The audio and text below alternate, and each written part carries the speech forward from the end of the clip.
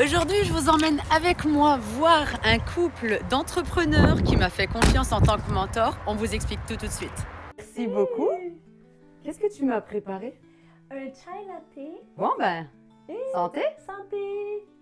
Alors Stéphanie, raconte-nous un petit peu qui tu es et quel lien on a toutes les deux. Donc, moi, je suis propriétaire de Quête et Café, qui est un café mobile. Je suis propriétaire avec mon conjoint.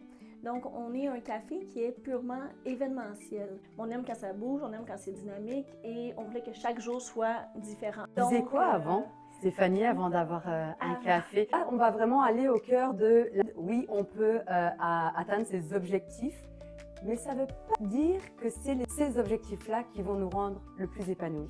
Raconte-nous, Stéphanie. Tout à fait. En fait, moi, avant, j'étais avocate. Ton mari faisait quoi? Il était policier, puis D'accord. il était constable au palais de justice. C'est ça, les deux, on n'était pas heureux. Ce qui m'a fait le choc, puis je suis pas gênée de le dire, c'est que j'avais fait un arrêt de maladie pendant que j'étais comme avocate. Et c'est un petit peu là que j'ai commencé à développer une relation avec toi. Je suis allée à ton resto avec ma mère et puis je me suis dit « Ah, mais Céline, c'est une entrepreneuse tellement brillante, tellement... Puis là, je dis pas parce que devant moi, mais bien contacter, voir est-ce que ça t'intéresserait d'être mon mentor. Vraiment une belle surprise quand tu m'as écrit pour dire que c'était quelque chose que tu faisais déjà, mais que tu choisissais les gens que tu mentorais. Tu me réponds, là, j'étais super contente. Je voyais que mon projet pouvait avancer parce que ça faisait déjà 1 an qu'on réfléchissait à partir à notre compte.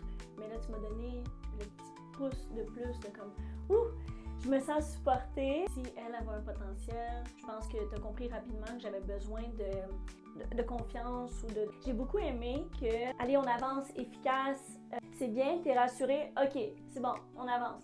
Donc, je disais no bullshit.